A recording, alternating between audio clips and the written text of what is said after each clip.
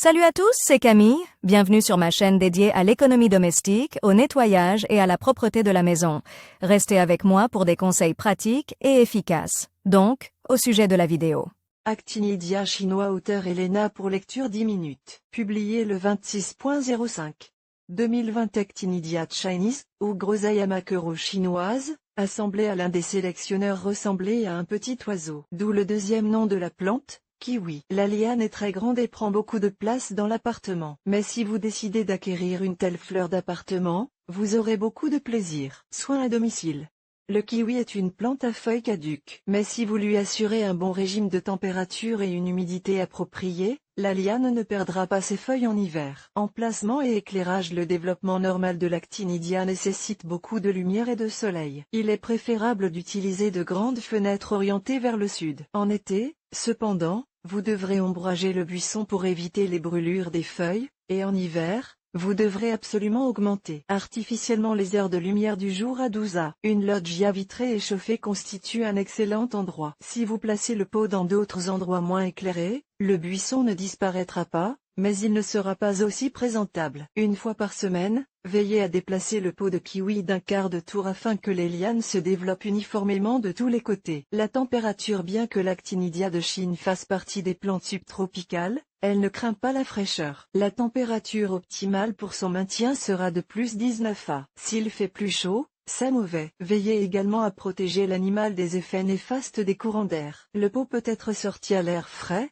mais seulement placé dans un endroit protégé des vents. En hiver, vous pouvez réduire la température à plus 12 à. Essayez d'éviter les fluctuations brusques des valeurs du thermomètre, ce qui aurait un effet néfaste sur le développement de la liane. Vous pouvez déplacer le kiwi sur un balcon isolé. Dans un endroit calme et frais, l'arbuste perdra ses feuilles et se reposera jusqu'au printemps. L'arrosage. Arrosez l'actini modérément, mais régulièrement. Environ une fois tous les 3 à. Versez de l'eau dans le pot, attendez 30 minutes, puis évacuez l'excès d'humidité du bac. Veillez à ce que le substrat ne se dessèche pas, ce qui serait très dommageable. Humidité de l'air. Pendant la saison chaude, placez un humidificateur à proximité de l'actinidia. N'oubliez pas non plus d'arroser le buisson avec de l'eau tempérée non froide. Vous pouvez placer le pot dans un récipient contenant de l'argile expansée humide. Mais le fond du pot ne doit en aucun cas être en contact avec le niveau de l'eau. De temps en temps, organisez une légère douche chaude, en mouillant le plus possible la liane et le sol dans lequel elle pousse. Ne le faites pas lorsque la plante a fleuri, car l'humidité accumulée dans les fleurs empêcherait leur pollinisation. La terre. Parmi les mélanges de terre prêts à l'emploi, la meilleure option pour le kiwi est la terre d'agrumes. Si vous le souhaitez, vous pouvez le diluer avec une petite quantité de sable, de vermiculite ou de perlite. Si vous devez former le mélange vous-même, respectez les proportions suivantes. 35% de terre de jardin, 35% d'aiguilles trop mûres ou de tourbe acide, 15% de sable, 15% d'humus. Mélangez soigneusement les ingrédients et procédez au traitement thermique. Pour un jeune arbuste, la quantité de tourbe peut être légèrement augmentée, de manière à acidifier la terre. Pour un adulte, les proportions décrites ci-dessus sont tout à fait suffisantes. Engrais et fertilisants. Fertilisez avec de l'azote une fois par saison au printemps, après avoir taillé les vignes. Si vous continuez à fertiliser avec de l'azote, la plante produira trop de masse verte, ce qui nuira à la qualité de la fructification. À l'avenir, utilisez des engrais phosphorés et potassiques. Alternez les deux, en apportant des engrais tous les 15 jours. Pendant la fructification, il est permis de n'utiliser que du compost. Après la fructification, passez au sel de potassium et au superphosphate. Repiquage. Le pot destiné à recevoir l'actinidia chinoise doit être suffisamment grand. Pour commencer, prenez un pot de 12 litres. Attendez un peu après la transplantation, afin que la terre soit compacte, et insérez 4 supports de 2 mètres sur les bords du conteneur. Pour permettre à la vigne de s'enrouler et de s'ancrer, tressez les supports avec du fil de fer à 3 niveaux et à une distance de 50 cm. Pendant les 2 ou 3 premières années, l'actinidia n'a pas besoin d'être transplantée, mais seulement d'être taillée. Observez ensuite les circonstances. Si vous remarquez que la croissance de la liane s'est ralentie, cela signifie qu'elle est à l'étroit et qu'elle a besoin d'un bac plus grand. Comme les racines du kiwi se trouvent principalement à la surface, choisissez un récipient pas très profond, mais suffisamment large. Veillez à ce qu'il y ait des trous de drainage pour permettre à l'excès de liquide de s'écouler, sinon les racines risquent de pourrir. L'Actinidia chinensis dégage des odeurs qui attirent particulièrement les chats. Pour éviter que l'animal n'abîme la liane, il convient de limiter son accès à la plante. Taille et mise en forme de la liane. Le kiwi pousse très vite, jusqu'à 7 et on ne peut donc pas faire l'économie d'une adaptation de la hauteur. La liane devra être coupée au cours de sa première année de vie, une fois qu'elle aura atteint 30 cm. Choisissez une tige qui sera la tige centrale et enroulez-la autour du support. Lorsque 5 bourgeons se sont formés sur cette tige,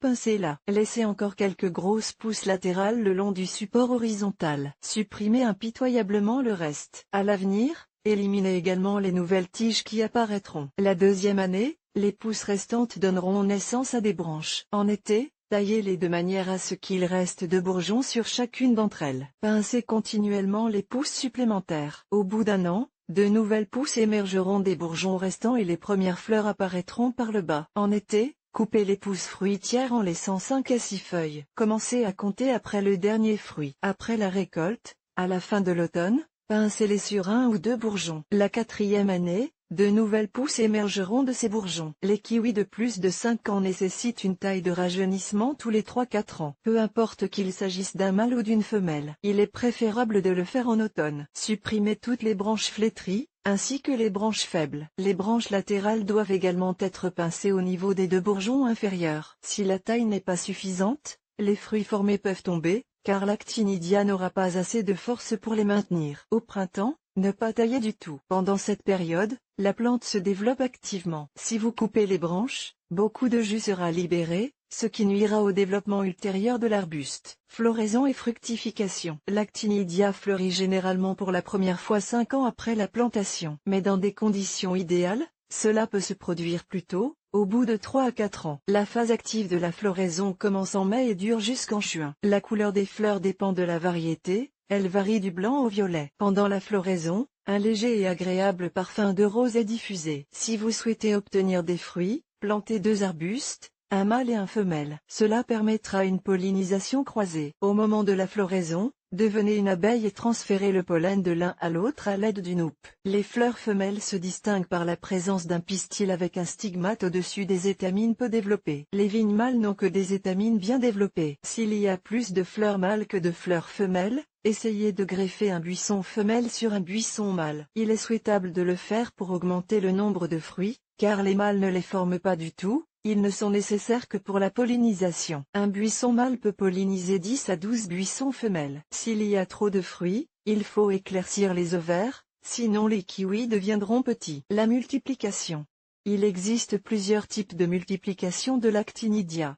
Par sillon, bouture, les graines, sillon. Chacun d'entre eux présente des particularités. Multiplication par les pousses. Pour obtenir une nouvelle plante, il n'est pas nécessaire de couper la pousse du buisson principal. Placez-la à côté d'un récipient oblong. Posez 2 cm de drainage au fond, puis versez le mélange de terre sur le dessus. Creusez un sillon de 4 à 5 cm de profondeur et placez-y la partie supérieure de la liane, en appuyant bien le haut sur le sol. Arrosez assez souvent la ramification en même temps que le buisson principal, et humidifiez l'air autour de la plante. Au fur et à mesure que de nouvelles pousses se forment, ajoutez de la terre en la tassant. Cette méthode de propagation ne vous posera pas beaucoup de problèmes, si ce n'est qu'il vous faudra libérer de l'espace près du pot principal. Vous obtiendrez plusieurs nouveaux spécimens du même sexe à partir des mêmes vignes mères. Multiplication par bouture. Les boutures sont prélevées sur des tiges semi-arborescentes, en les coupant de manière à ce qu'il reste au moins 3 bourgeons. Il est préférable de procéder à cette opération en été, lorsque les pousses deviennent brunes. Coupez juste en dessous du bourgeon inférieur, à un angle oblique. Au-dessus du bourgeon supérieur, laissez environ 1 cm de tige. Mettez-la dans un verre d'eau, en ajoutant un peu de cornevin. Laissez tremper pendant une demi-journée. Ensuite, plantez-le dans la terre, en ajoutant un peu de sable et de tourbe. N'oubliez pas qu'il doit y avoir une épaisse couche de drainage au fond. Placez les semis en biais.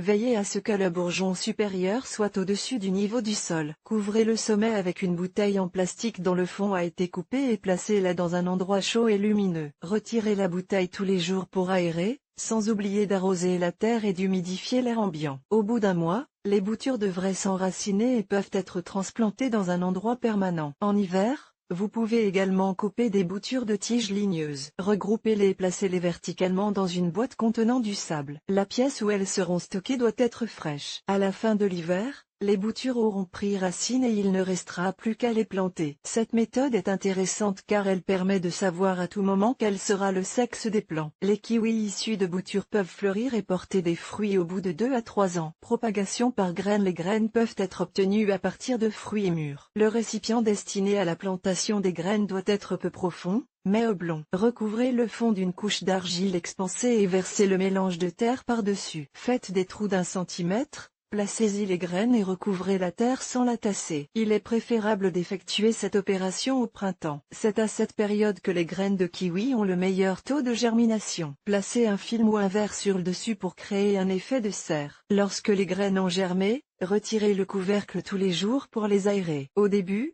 pas longtemps, mais augmentez progressivement l'intervalle de temps. Au bout d'1 mois environ, les premières feuilles devraient se former. Lorsqu'elles seront au nombre de 3, 4, vous pourrez sans risque transplanter les pousses dans des pots séparés. Dans ce cas, réduisez la quantité de tourbe dans le sol et ajoutez plus de chernozème. Les racines de la vigne sont très fines, il faut donc les manipuler avec précaution pour ne pas les abîmer. Culture par sillon. Lors de la transplantation des actinidies, vous pouvez séparer les pousses de racines et les planter dans des pots séparés. Prenez de la terre pour agrumes et arrosez souvent les plantations. Les racines devraient pousser assez rapidement. Maladies et parasites. Le kiwi n'est presque jamais malade. Parmi les ravageurs, il ne peut être attaqué que par les tétraniques. Et ce, si l'humidité de l'air est insuffisante. Dans ce cas, il faut laver d'urgence le buisson avec de l'eau diluée avec de la lessive, puis pulvériser de la teinture d'ail. À l'avenir, veillez à ce que l'air ne soit pas trop sec. Il existe un autre extrême, en cas d'arrosage excessif et d'humidité excessive, les racines peuvent commencer à pourrir et des maladies fongiques se développent. Pour commencer, séchez la liane, puis arrosez-la exclusivement avec une solution de manganèse. Procédez ainsi pendant au moins 1 mois. Un sol trop alcalin peut entraîner une chlorose. Vous remarquerez ce problème par le changement de couleur et l'atonie des feuilles. Pour sauver l'actinidia dans ce cas, il faut utiliser un sol acide et arroser avec de l'acide. Erreur de soin. Surveillez attentivement la plante pour remarquer les changements d'aspect et prenez immédiatement les mesures qui s'imposent. Si le kiwi manque d'humidité, les feuilles perdent de leur tonus, s'affaissent et tombent. Arrosez abondamment l'arbuste et il se rétablira rapidement. Des feuilles minces et pâles signalent un manque de lumière. Déplacez l'arbuste vers une fenêtre au sud ou éclairez-le à l'aide d'une lampe phytopharmaceutique. Les feuilles deviennent petites, jaunissent et les pétioles deviennent rouges, à cause d'un manque d'azote. Apportez de l'engrais azoté sous la liane. Les feuilles se flétrissent, brunissent et commencent à s'effriter en cas de manque de potassium dans le sol. Les taches brunes sont causées par les coups de soleil. Protégez la plante de la lumière directe du soleil. Les feuilles sombres et petites deviennent sombres et petites en raison d'une carence en phosphore. Des taches humides au bas des pousses apparaissent lorsque le kiwi est trop arrosé ou qu'il fait trop froid. Propriétés médicinales. L'actinidia de Chine est cultivée non seulement pour l'aménagement paysager, mais aussi pour ses fruits savoureux et utiles. Les fruits contiennent beaucoup d'acide ascorbique, ce qui signifie qu'ils sont capables de combattre les virus et les infections, augmentant ainsi l'immunité humaine. Le potassium contenu dans le kiwi améliore considérablement l'état du cœur. Les fibres influencent favorablement le fonctionnement du tractus gastro-intestinal. Les fruits avitaminés sont consommés à l'état brut ou soumis à un traitement thermique et utilisés sous forme de jus, de compote, de confiture. L'écorce. Une teinture d'écorce permet de calmer et de soulager une crise de maux de tête. Une décoction d'écorce de kiwi peut également être utilisée pour rincer la bouche en cas d'inflammation des gencives ou de stomatite. Écorce de baie. Des compresses d'écorce de baie fraîche sont appliquées pour cicatriser rapidement les plaies. Comme vous pouvez le constater, la culture de l'actinidia chinoise est un processus fascinant et peu contraignant. N'hésitez pas à récolter les graines d'un fruit mûr et à les planter sur le rebord de votre fenêtre. Ce sera non seulement beau, mais aussi délicieux.